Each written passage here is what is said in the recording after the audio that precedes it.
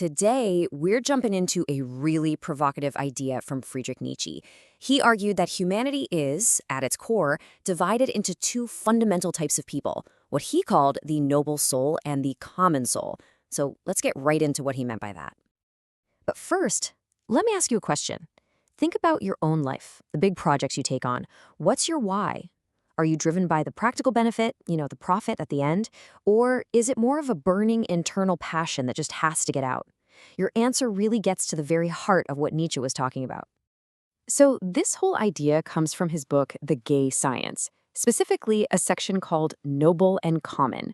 In it, Nietzsche lays out this psychological framework that divides people, but it's not by wealth or by social class. It's all about their core motivations.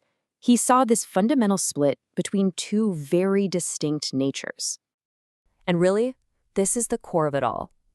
On one side, you have the common nature. Its primary driver, the pursuit of advantage. Everything is about what you can get out of it. And on the other side, you have the noble nature, which is driven by an overwhelming passion. According to Nietzsche, this one single difference shapes their entire view of the world. All right, let's dive into that first type, the common nature. This person operates on a kind of logic that, let's be honest, many of us would find pretty familiar and practical. For them, it's a world built entirely on utility. So for Nietzsche, this common nature is basically wired for one thing, utility. Its main goals are self-preservation and gaining a personal advantage. Every single action is weighed on this internal scale of profit and loss. So you start to see the hallmarks of this perspective pretty clearly. For them, any real action has to have a visible payoff. Their worldview is mostly focused on what's necessary for survival. This person is a master of calculating, always asking, okay, what's in it for me?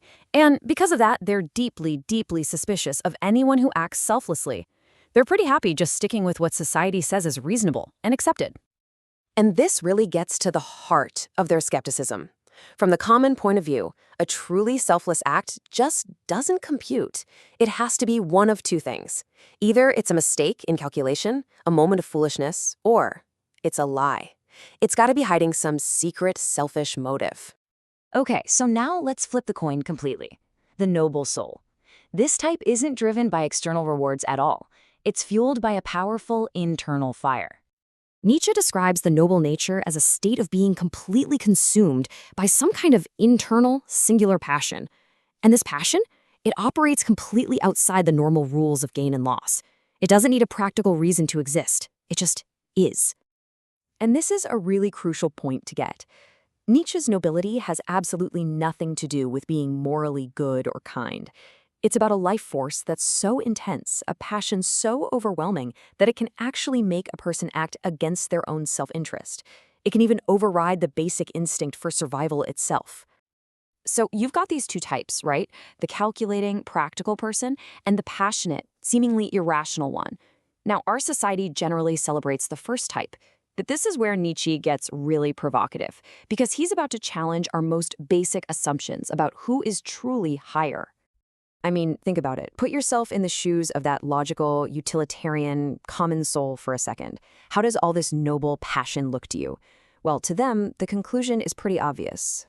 They see the noble person as just plain foolish for ignoring personal gain. They see them as irrational for acting on a whim, self-destructive for taking huge risks without any clear reward. They often see them as poverty-stricken because they just don't have the shrewdness to build up wealth. In short, they lack basic foresight. It's a judgment that comes from a place of almost pitying superiority. But this is where Nietzsche completely flips the hierarchy on its head. He looks at this judgment, at this whole pyramid of values, and says, nope, you've got it all wrong. And this illustrates his reevaluation perfectly. What the common person calls foolishness, Nietzsche relabels as a sign of higher physiological health. What looks like a lack of calculation is, in his view, actually an abundance of power that's so great it doesn't need to be careful. The so-called cleverness of the common person is actually a sign of a lower rank, while the folly of the noble is a sign of true vitality. Okay, so what's the point of all this folly then? Why does Nietzsche think this seemingly useless passion is so important? What is its purpose? Well, he describes it as a kind of high pressure. This intense internal passion builds and builds until it just has to be released. And this force is so strong, it completely overrides normal concerns for safety and benefit. And so the soul acts, not for some external reason, but because the action itself is the release. The act becomes its own justification. And that's the key takeaway right there. The common person might need a teacher or society or a goal to give them a purpose. But for the noble person, that powerful internal drive is the purpose. They don't go looking for a reason to act. They are the reason. And here we arrive at the ultimate paradox of his whole argument. This refusal to be useful in the normal everyday sense is exactly what makes the noble soul so essential. Because they value their passion above social logic, they're the ones who introduce new, dangerous, and world-changing ideas. Their unreasonable pursuits are what drive art, discovery, and the very evolution of human culture. Which, of course, leaves us with a pretty stark warning coming to us from a 19th century philosopher. As our world becomes more and more focused on safety, comfort, and practical utility, are we accidentally engineering this type of passionate, noble soul right out of existence? And if so, what do we lose in the process?